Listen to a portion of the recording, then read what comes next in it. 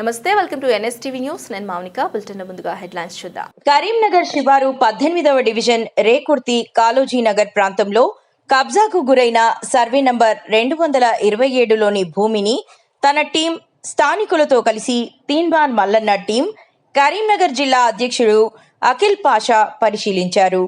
ఈ సందర్భంగా వారు మీడియాతో మాట్లాడుతూ అభివృద్ధి చెందుతున్న దృష్ట్యా రేకుర్తిలోని భూములకు విలువ పెరిగిపోవడంతో ఈ భూములపై కన్నేసిన భూ కబ్జాకోరులు రేకుర్తి రెవెన్యూ పరిధిలో 1955 ఖస్రా పహానీ నుండి నేటి వరకు కూడా మొత్తం 230 సర్వే నంబర్లు మాత్రమే ఉండగా ఈ భూ కబ్జాకోరులు ఏకంగా రెవెన్యూ శాఖను తప్పుదోవ పట్టిస్తూ 231, 232, 233 సర్వే నంబర్లను సృష్టించి అందులో దొంగ దస్తావేజులు తయారు చేయించి 227వ సర్వే నంబర్లో షేఖాన్ కుటుంబ సభ్యులకు చెందిన విలువైన భూములను అడ్డదారిలో కబ్జా చేయడానికి ప్రయత్నించారని ఆరోపించారు.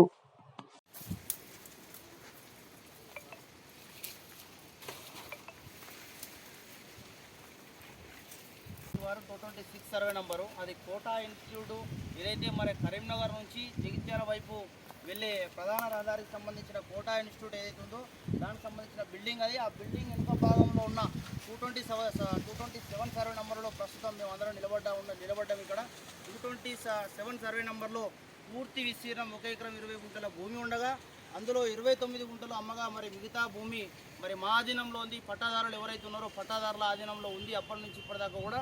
సో ఈ పట్టాదారుల ఆధీనంలో ఉన్న భూమిని కాజేయాలనే దుర్బుద్ధితోటి మరి తప్పుడు సర్వే నంబర్ మరి రేకుర్తి రెవెన్యూ శివారులో లేని సర్వే నంబర్లు 231, 32, 33 అనేది మరి లేని సర్వే నంబర్లను క్రియేట్ చేసి ఆ తోటి దొంగ దస్తావేజును తయారు చేసి రిజిస్ట్రేషన్ చేసుకొని 227 సర్వే నంబర్లో మిగులు భూమిని ఆక్రమించుకోవడానికి కొంతమంది వచ్చినట్టు మాత్రము పోలీసులు కూడా కేసు నమోదు చేసిరు. సో ఏ రోజైతే ఈ విషయం తెలిసిందో దగ్గరకు వచ్చి ముందుగా తెలంగాణ రాష్ట్ర ప్రజలకు యావత్ కరీంనగర్ జిల్లా ప్రజలకు మరి తీన్మార్ మల్లన్న టీం తరఫున ప్రత్యేక ధన్యవాదాలు తెలియజేస్తూ నా పేరు మొహమ్మద్ అఖిల్ పాషా. నేను కరీంనగర్ జిల్లా తీన్మార్ మల్లన్న టీం అధ్యక్షునిగా కొనసాగుతూ ఉన్నాను.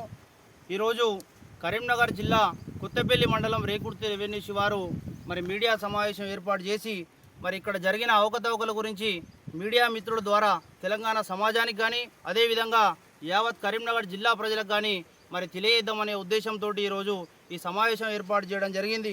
అందులో భాగంగా మరి కొత్తపల్లి మండలం రేకుర్తి రెవెన్యూ శివారు 227 సర్వే నంబర్లో మరి భూ పట్టాదారులు షేఖాన్ వాళ్ళు ఎవరైతే ఉన్నారో మరి వారికి 227 సర్వే నంబర్లో 1 ఎకరం 20 గుంటల భూ విస్తీర్ణం ఉంటే అందులో 23 గుంటలు అమ్మగా 27 గుంటలు మరి 37 గుంటలు మిగులు భూమిగా 227 సర్వే నంబర్లో ఉంది.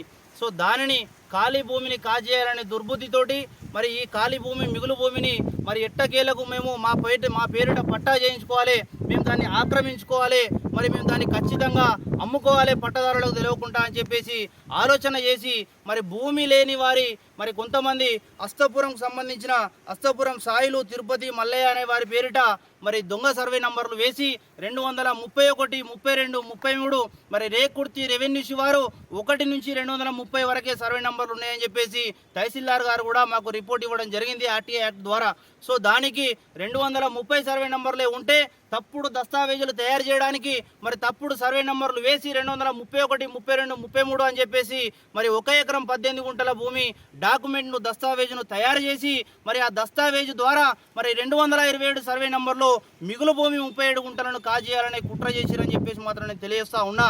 అందుకనే ఈ పట్టాదారులు లేటుగా తెలుసుకున్నారు. పట్టాదారులు ప్రస్తుతం తెలంగాణలో కాదు ఇక్కడ ఈ కంట్రీలో ఉండరు కాబట్టి మరి వేరే కంట్రీలో ఉంటారు కాబట్టి పట్టాదారులు తెలుసుకున్న తర్వాత స్థానిక మండల పోలీస్ స్టేషన్లో ఫిర్యాదు ఇవ్వగా మరి శుక్రవారం రోజు అనగా తేదీ 14/6/2025 రోజు ఎఫ్ఐఆర్ కేసు నమోదు చేయడం జరిగింది.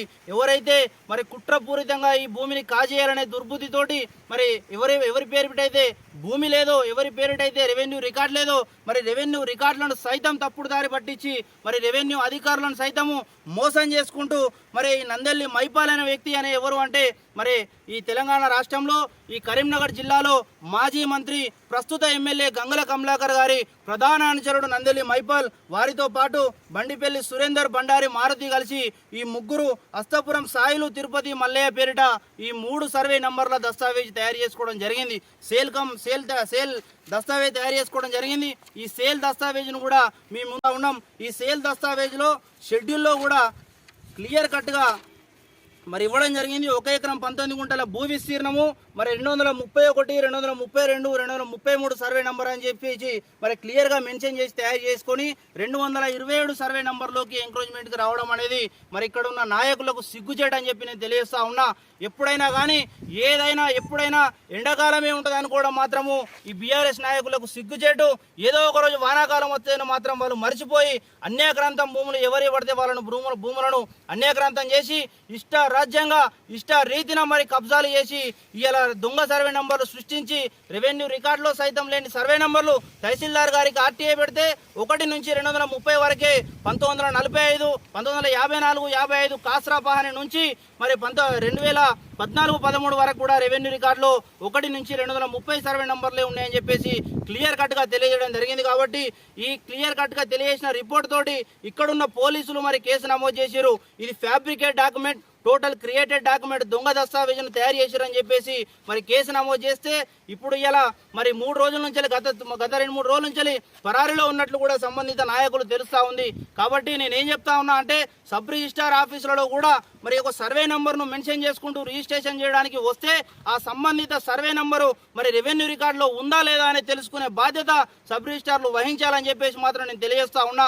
రెవెన్యూ రికార్డులో మరి రెవెన్యూకి సంబంధించిన ఆఫీసర్లు కానీ, కలెక్టర్ కానీ, ఆర్టీఓ కానీ, మరి ఎంఆర్ఓ గారు కానీ వీళ్ళందరికీ ఫిర్యాదు చేసినా కూడా కనీసం పట్టించుకోలేదు. మరి పట్టించుకోకుండా 231, 32, 33 సర్వే నంబర్ లేదు, ఈ దస్తావేజ్ ఏ విధంగా తయారు చేశారని కనీసం మరి పిటిషనర్లు ఆ టైంలో అడగలేదు. కాబట్టి ప్రభుత్వం మారిన తర్వాత ప్రస్తుతం న్యాయం జరుగుతుందనే ఉద్దేశంతో ఈరోజు పోలీసులకు ఫిర్యాదు చేస్తే తప్పుడు సర్వే నంబర్లు సృష్టించి దొంగ దస్తావేజులు తయారు చేసి మరి లేని సర్వే నంబర్లతోటి దస్తావేజ్ తయారు చేసి 227 రెవెన్యూ రికార్డులో ఉన్న పట్టాదారుల భూములకు ఎంక్రోచ్మెంట్ కావడం అనేది చాలా సిగ్గుచేటని చెప్పేసి అందులో భాగంగా కేసు కూడా నమోదు చేయడం జరిగింది.